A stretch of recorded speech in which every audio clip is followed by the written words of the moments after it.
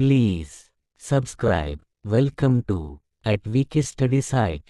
10ನೇ ತರಗತಿಯ ಅಧ್ಯಾಯ 8 ಅಗ್ನಿಭೂತಿ ವಾಯುಭೂತಿಯರ ಕಥೆ ಪಾಠದ ಪ್ರಶ್ನೆ ಮತ್ತು ಉತ್ತರಗಳು. ಉಪಯೋಗಕಾರ ಪ್ರಶ್ನೆಗಳು. ನೀವು ಪ್ರತಿ ಪ್ರಶ್ನೆಗಳನ್ನು ಸಂಪೂರ್ಣವಾಗಿ ಕೇಳಿರಿ. ನಿಮಗೆ ಹೆಚ್ಚಿನ ಸಮಯ ಬೇಕಾದಲ್ಲಿ ನೀವು ವಿಡಿಯೋವನ್ನು ವಿರಾಮಗೊಳಿಸಬಹುದು.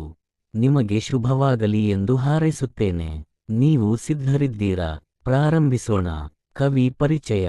ಕವಿಗಳ ಹೆಸರು: ಶಿವಕೋಟ್ಯಾಚಾರ್ಯ. ಶಿವಕೋಟ್ಯಾಚಾರ್ಯರ ಕಾಲ ಕ್ರಿ. ಶ. ಸುಮಾರು 10ನೇ ಶತಮಾನ. ವಿಜಯನಗರ ಜಿಲ್ಲೆಯ ಕೋಗಳಿ ನಾಡಿನವನು. ಇವರು ಕನ್ನಡದ ಪ್ರಥಮ ಗದ್ಯಕೃತಿ ವಡ್ಡಾರಾಧನೆ ಯ ಕರ್ತೃ. ಜೈನ ಧಾರ್ಮಿಕ ಕಥೆಗಳ ಸಂಗ್ರಹವಾದ ವಡ್ಡಾರಾಧನೆಯಲ್ಲಿ 19 ಕಥೆಗಳಿವೆ. ಇವರಿಗೆ ಕನ್ನಡದ ಮೊದಲ ಗದ್ಯಕವಿ ಎಂಬ ಬಿರುದು ಇದೆ. ಇದರ ಮುಂದೆ ಬರುವುದು ಒಂದೊಂದು ವಾಕ್ಯದಲ್ಲಿ ಉತ್ತರಿಸುವ ಪ್ರಶ್ನೆಗಳು. 5. 1. ಕೌಸಂಬಿಯ ಅರಸ ಯಾರು? ಕೌಸಂಬಿಯ ಅರಸ ಅತಿಬಲ. 2. ಸೋಮಶರ್ಮ ಕಾಶ್ಯಪಿಯರ ಮಕ್ಕಳ ಹೆಸರೇನು? ಸೋಮಶರ್ಮ ಕಾಶ್ಯಪಿಯರ ಮಕ್ಕಳ ಹೆಸರು ಅಗ್ನಿಭೂತಿ ಮತ್ತು ವಾಯುಭೂತಿ. 3. ಕಾಶ್ಯಪಿ ವಿದ್ಯಾಭ್ಯಾಸಕ್ಕಾಗಿ ತನ್ನ ಮಕ್ಕಳನ್ನು ಯಾರ ಬಳಿಗೆ ಕಳುಹಿಸಿದಳು? ಕಾಶ್ಯಪಿ ವಿದ್ಯಾಭ್ಯಾಸಕ್ಕಾಗಿ ತನ್ನ ಮಕ್ಕಳನ್ನು ತನ್ನ ಅಣ್ಣನಾದ ಸೂರ್ಯಮಿತ್ರನ ಬಳಿಗೆ ಕಳುಹಿಸಿದಳು. 4. ಸೂರ್ಯಮಿತ್ರನು ತನಗೆ ಕಾಶ್ಯಪಿ ಎಂಬ ತಂಗಿ ಇಲ್ಲ ಎಂದು ಹೇಳಲು ಕಾರಣವೇನು? ಸೂರ್ಯಮಿತ್ರನು ತಾನು ಸೋದರಮಾವನೆಂದು ತಿಳಿದರೆ ಸಲುಗೆಯುಂಟಾಗಿ ತಂಗಿಯ ಮಕ್ಕಳು ವಿದ್ಯೆಯನ್ನು ಕಲಿಯುವುದಿಲ್ಲವೆಂದು ಆಲೋಚಿಸಿ ತನಗೆ ಕಾಶ್ಯಪಿ ಎಂಬ ತಂಗಿ ಇಲ್ಲ ಎಂದು ಹೇಳಿದನು. 5. ಪಂಡಿತರಾದ ಅಗ್ನಿಭೂತಿ ವಾಯುಭೂತಿಯರಿಗೆ ದೊರೆತ ಪದವಿ ಯಾವುದು? ಪಂಡಿತರಾದ ಅಗ್ನಿಭೂತಿ ವಾಯುಭೂತಿಯರಿಗೆ ಮಂತ್ರಿ ಪದವಿ ದೊರೆಯಿತು. ಇದರ ಮುಂದೆ ಬರುವುದು 2-3 ವಾಕ್ಯದಲ್ಲಿ ಉತ್ತರಿಸುವ ಪ್ರಶ್ನೆಗಳು. 4. 1. ರಾಜಸಭೆಯಲ್ಲಿ ಅಗ್ನಿಭೂತಿ ವಾಯುಭೂತಿಯರನ್ನು ಮೂರ್ಖರೆಂದು ತೀರ್ಮಾನಿಸಿದ್ದೇಕೆ? ಅಗ್ನಿಭೂತಿ ಮತ್ತು ವಾಯುಭೂತಿಯರ ತಂದೆ ಮರಣ ಹೊಂದಿದ ನಂತರ ಅವರಿಬ್ಬರನ್ನು ರಾಜನು ಆಸ್ಥಾನಕ್ಕೆ ಕರೆಸಿ, ನೀವು ಯಾವ ವಿದ್ಯೆಯನ್ನು ಕಲಿತಿರುವಿರಿ ಎಂದು ಕೇಳಿದಾಗ ಅವರಿಬ್ಬರೂ ತಲೆ ತಗ್ಗಿಸಿ ಕಣ್ಣೀರು ಹಾಕುತ್ತಾ ಕಾಲಿನಿಂದ ನೆಲದ ಮೇಲೆ ಬರೆಯುತ್ತಾ ನಿಂತುಕೊಂಡರು. ಆದ್ದರಿಂದ ಅವರನ್ನು ಮೂರ್ಖರೆಂದು ತೀರ್ಮಾನಿಸಲಾಯಿತು. 2. ಅಗ್ನಿಭೂತಿ ವಾಯುಭೂತಿಯರು ಸೂರ್ಯಮಿತ್ರನಿಂದ ಕಲಿತ ವಿದ್ಯೆಗಳಾವುವು? ವೇದಗಳು. ವೇದದ 6 ಅಂಗಗಳಾದ ಶಿಕ್ಷಾ, ಕಲ್ಪ, ವ್ಯಾಕರಣ, ನಿರುಕ್ತ, ಛಂದಸ್ಸು, ಜ್ಯೋತಿಷ್ಯಗಳು, 18 ಧರ್ಮಶಾಸ್ತ್ರಗಳು, ಮೀಮಾಂಸೆ, ತರ್ಕಶಾಸ್ತ್ರ, ವ್ಯಾಕರಣ, ಪ್ರಮಾಣ, ಛಂದಸ್ಸು, ಅಲಂಕಾರಶಾಸ್ತ್ರ, ಶಬ್ದಕೋಶ, ಕಾವ್ಯ ನಾಟಕಗಳು, ಕೌಟಿಲ್ಯನ ಅರ್ಥಶಾಸ್ತ್ರ, ಸಾಮುದ್ರಿಕ ಶಾಸ್ತ್ರ, ಅಶ್ವಶಾಸ್ತ್ರ, ಗಜಶಾಸ್ತ್ರ, ವೈದ್ಯಶಾಸ್ತ್ರ, ವಾಗ್ದಟನ ಅಷ್ಟಾಂಗ ಹೃದಯ, ಸುಶ್ರುತ ಗ್ರಂಥ ಹಾಗೂ ಮನುಷ್ಯ ವೈದ್ಯಗಳನ್ನು ಕಲಿಸಿದನು.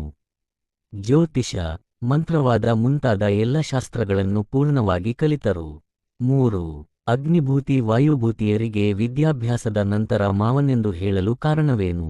ಅಗ್ನಿಭೂತಿ ವಾಯುಭೂತಿಯರಿಗೆ ಮೊದಲೇ ತಾನು ಅವರ ಮಾವನೆಂದು ತಿಳಿಸಿದ್ದರೆ ಅವರಿಗೆ ಸಲುಗೆ ಕೊಟ್ಟೆನಾದರೆ ಅವರು ಹಿಂದಿನಂತೆ ಗರ್ವಿಷ್ಠರಾಗಿ ಹಾಳಾಗುವರು ಎಂದು ಮನಸ್ಸಿನಲ್ಲಿ ಯೋಚಿಸಿ ಅವರನ್ನು ಯೋಗ್ಯರನ್ನಾಗಿ ಮಾಡುವ ಉದ್ದೇಶದ ಕಾರಣದಿಂದ ಸಲುಗೆ ಕೊಡಲಿಲ್ಲ. ಆದ್ದರಿಂದ ಸೂರ್ಯಮಿತ್ರನು ತಾನು ಅವರಿಬ್ಬರಿಗೆ ಮಾವನೆಂದು ವಿದ್ಯಾಭ್ಯಾಸದ ನಂತರ ಹೇಳಿದನು. 4. ಸೂರ್ಯಮಿತ್ರನು ಮಾವನೆಂದು ತಿಳಿದಾಗ ವಾಯುಭೂತಿಯ ಪ್ರತಿಕ್ರಿಯೆ ಹೇಗಿತ್ತು? ವಾಯುಭೂತಿಯು ತಮಗೆ ಸೂರ್ಯಮಿತ್ರನು ಮಾವನೆಂದು ತಿಳಿದಾಗ ಮಾವನು ಮಾಡುವುದೆಲ್ಲ ಅಪಕಾರವೆಂದೇ ಬಗೆದನು. ನಾವು ಭಿಕ್ಷೆ ಬೇಡಿ ಅಲೆದಾಡಿ ತಂದ ಅನ್ನಕ್ಕೆ ಸೇರಿಸಲು ಎಣ್ಣೆಯನ್ನಾಗಲಿ ಉಪ್ಪನ್ನಾಗಲಿ ಮಜ್ಜಿಗೆಯನ್ನಾಗಲಿ ಕೊಡಲಿಲ್ಲ. ತಲೆಗೆ ಹಚ್ಚಲು ಎಣ್ಣೆಯನ್ನಾದರೂ ಕೊಡಲಿಲ್ಲ. ತಾನು ಮಾತ್ರ ದಿವ್ಯವಾದ ಆಹಾರಗಳನ್ನು ಉಣ್ಣುತ್ತಿದ್ದನು. ಹಬ್ಬದ ದಿವಸದಲ್ಲಾದರೂ ಇವರಿಗೆ ಊಟ ಹಾಕಿ ಎಂದಾದರೂ ಇವನು ಹೇಳಿದವನಲ್ಲ. ಇವನು ಪಂಚಮಹಾಪಾಪ ಮಾಡಿದವನು. ನಮ್ಮಿಬ್ಬರನ್ನು 7-8 ವರ್ಷಗಳವರೆಗೆ ಶತ್ರುಗಳೆಂದು ಭಾವಿಸಿದಂತೆ ದಂಡಿಸಿದ್ದಾನೆ ಎಂದು ಕೋಪಗೊಂಡನು. ಇದರ ಮುಂದೆ ಬರುವುದು ಸಂದರ್ಭದೊಡನೆ ಸ್ವಾರಸ್ಯ ವಿವರಿಸುವುದು. 4. 1. ಕಣ್ಣ ನೀರಂತೀವಿ ನೆಲನಂ ಬರೆಯುತ್ತಿದೆ. ಆಯ್ಕೆ: ಈ ವಾಕ್ಯವನ್ನು ಶಿವಕೋಟ್ಯಾಚಾರ್ಯರು ರಚಿಸಿರುವ ವಡ್ಡಾರಾಧನೆ ಎಂಬ ಕೃತಿಯಿಂದ ಆರಿಸಲಾದ ಅಗ್ನಿಭೂತಿ ವಾಯುಭೂತಿಯರ ಕತೆ ಎಂಬ ಗದ್ಯಭಾಗದಿಂದ ಆರಿಸಿಕೊಳ್ಳಲಾಗಿದೆ.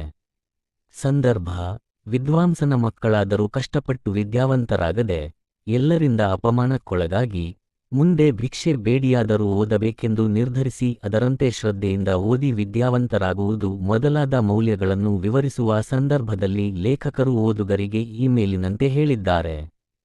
ಸ್ವಾರಸ್ಯ, ರಾಜನ ಆಸ್ಥಾನದಲ್ಲೇ ಮೂರ್ಖರು, ಸಪ್ತವ್ಯಸನಿಗಳು ಎಂದು ಅವಮಾನಿತರಾಗಿದ್ದ, ತೆಗಳಿದ್ದ ಸಭಿಕರಿಂದಲೇ ಹೊಗಳಿಸಿಕೊಂಡು ಮಂತ್ರಿ ಪದವಿ ಗಳಿಸಿದ್ದು, ಸಂದರ್ಭೋಚಿತವಾಗಿ ದೊರೆಯುವ ತಾಯಿಯ ಪ್ರೋತ್ಸಾಹ, ಸೋದರ ಮಾವನ ಉಪಾಯ ಬಹು ಸ್ವಾರಸ್ಯಕರ ಮೂಡಿಬಂದಿದೆ. ಈ ಮೇಲಿನ ಪ್ರಶ್ನೆಯ ಆಯ್ಕೆ, ಸಂದರ್ಭ ಮತ್ತು ಸ್ವಾರಸ್ಯ. ಈ ಕೆಳಗಿನ 2, 3 ಮತ್ತು 4 ಪ್ರಶ್ನೆಗಳಿಗೆ ಇದೇ ಉತ್ತರ ಬರೆದರೆ ನಡೆಯುತ್ತದೆ.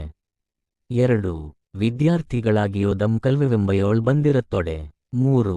ಪಸರನ್ ಹೊಟ್ಟೆ ನಿಲ್ಲಿದರ್ಕೆ ಮುಳಿಯದಿರಿಂ. 4. ಪಂಡಿತ ಜನಮೆಲ್ಲಂ ಮೆಚ್ಚಿ ಬಿಚ್ಚಳಿಸಿ. ಇದರ ಮುಂದೆ ಬರುವುದು 8-10 ವಾಕ್ಯದಲ್ಲಿ ಉತ್ತರಿಸುವ ಪ್ರಶ್ನೆಗಳು. 2. 1. ಅಗ್ನಿಭೂತಿ ವಾಯುಭೂತಿಯರ ಕಥೆಯನ್ನು ನಿಮ್ಮ ಮಾತುಗಳಲ್ಲಿ ಬರೆಯಿರಿ. ಅಥವಾ 2. ಸಪ್ತವ್ಯಸನಿಗಳಾಗಿದ್ದ ಅಗ್ನಿಭೂತಿ ವಾಯುಭೂತಿಯರು ಪಂಡಿತರಾದುದು ಹೇಗೆ?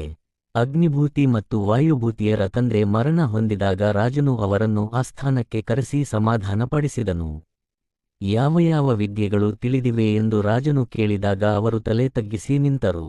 ಆಗ ರಾಜ ಅವರನ್ನು ಹೊರಗಟ್ಟಿದನು. ಅವರ ತಾಯಿಯು ಪತ್ರ ಬರೆದು ಅವರನ್ನು ಅವರ ಮಾವ ಸೂರ್ಯಮಿತ್ರನ ಬಳಿಗೆ ಕಳುಹಿಸಿದಳು. ಸೂರ್ಯಮಿತ್ರನು ತಾನು ಮಾವನೆಂದು ತಿಳಿದರೆ ಇವರು ವಿದ್ಯೆ ಕಲಿಯುವುದಿಲ್ಲವೆಂದು ಯೋಚಿಸಿ, ನಾನು ನಿಮ್ಮ ಮಾವನಲ್ಲ ಎಂದನು. ಅವರಿಗೆ ಸಕಲ ಶಾಸ್ತ್ರ, ವಿದ್ಯೆಗಳನ್ನು ಕಲಿಸಿದನು. ಅವರು ಉತ್ತಮವಾಗಿ ವಿದ್ಯೆ ಕಲಿತ ನಂತರ, ನಾನು ನಿಮ್ಮ ಮಾವ ಎಂದು ಹೇಳಿದನು. ಆಗ ಅಗ್ನಿಭೂತಿಯು, ಮಾವನು ನಮಗೆ ಸಲುಗೆ ಕೊಡದೆ ಇಬ್ಬರನ್ನು ಯೋಗ್ಯರನ್ನಾಗಿ ಮಾಡಿದನು ಎಂದು ಸಂತೋಷಗೊಂಡನು. ಆದರೆ ವಾಯುಭೂತಿಯು, ನಮ್ಮ ಮಾವ ನಾವು ಅಲೆದಾಡಿ ಭಿಕ್ಷೆ ಬೇಡಿ ಊಟ ಮಾಡುವಂತೆ ಮಾಡಿದನು ಎಂದು ಕೋಪಗೊಂಡನು. ಅವರಿಬ್ಬರೂ ತಮ್ಮ ನಾಡಿಗೆ ಹಿಂದಿರುಗಿ ರಾಜನ ಬಳಿಗೆ ಹೋಗಿ ತಮ್ಮ ವಿದ್ಯೆಯನ್ನು ಪ್ರದರ್ಶಿಸಿ ಮಂತ್ರಿ ಪದವಿಯನ್ನು ಪಡೆದರು. ಧನ್ಯವಾದಗಳು.